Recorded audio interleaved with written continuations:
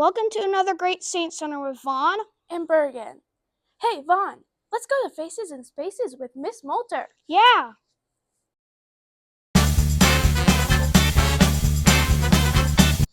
Hi, I'm Mrs. Molitor. I'm the reading intervention teacher.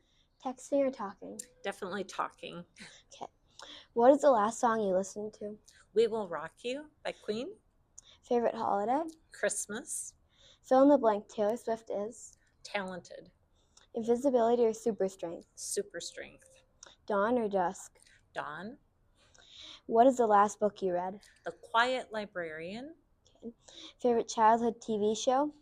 I would say Little House on the Prairie. Last Halloween costume? Witch. Favorite ice cream flavor? Cookies and cream. Thank you, Miss Molitor. Thank you. Wow, I didn't know that about you, Miss Moulter. Let's go check out Mr. Doherty's One Book, 1 Minute Challenge.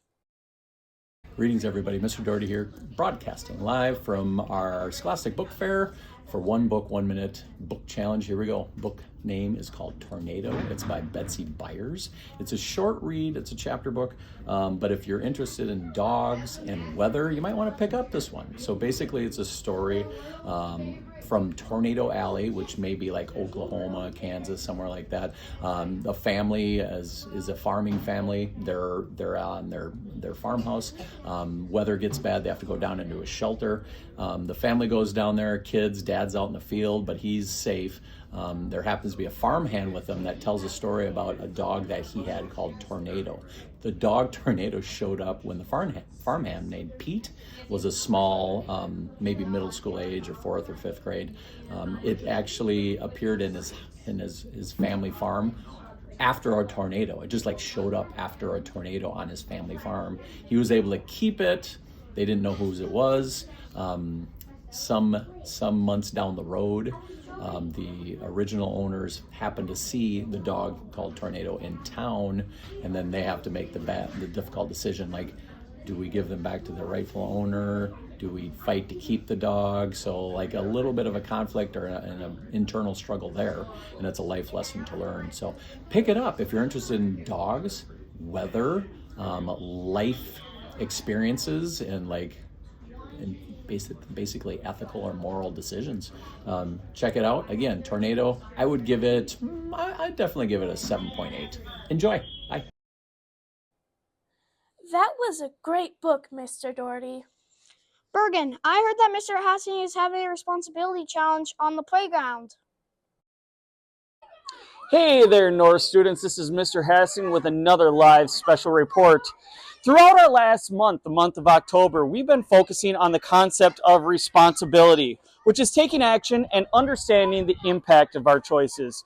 So we decided to come out to the playground where students have a lot of opportunities to show responsibility. We are going to go around and interview some students and see what their thoughts are about responsibility and how they can show responsibility throughout North. I'm here with Cora, a 3rd grader, and we are going to ask her about responsibility around North.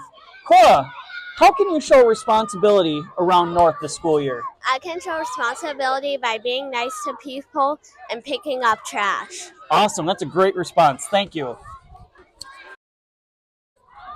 I'm here with Dylan now, and Dylan's going to tell us a little bit about what he thinks responsibility is at North. Dylan, how can you show responsibility at North?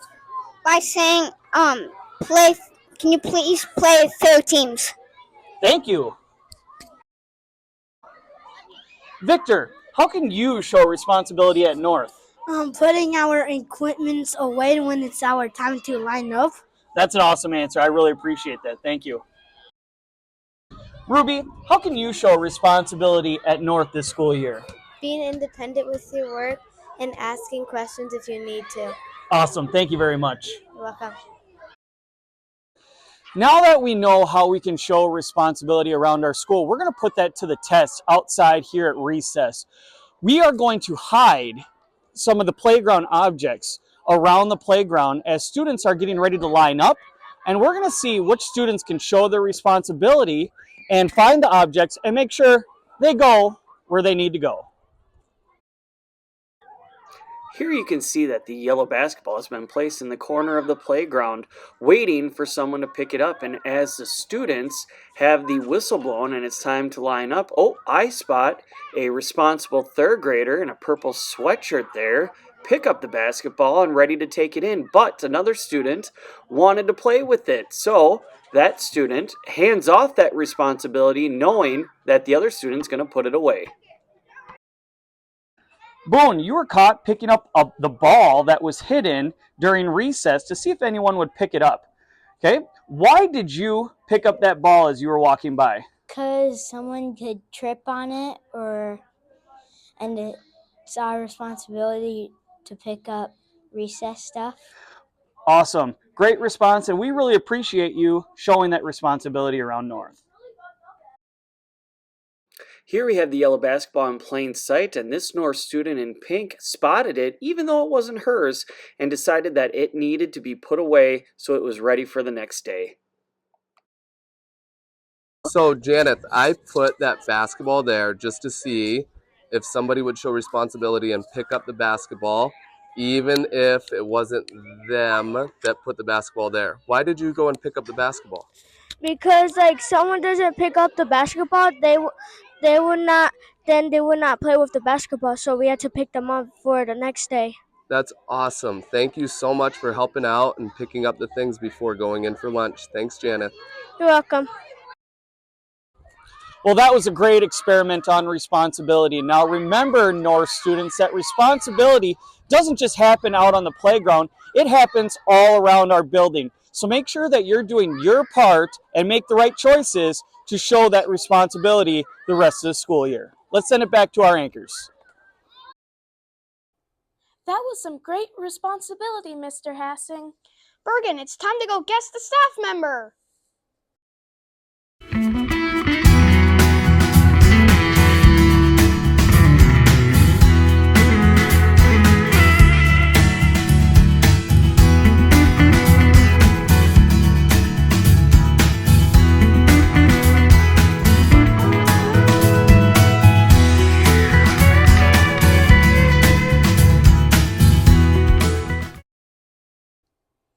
Wow, that was hard. Vaughn, did you know anyone? No. Hey, Bergen, let's go see the Super Saints.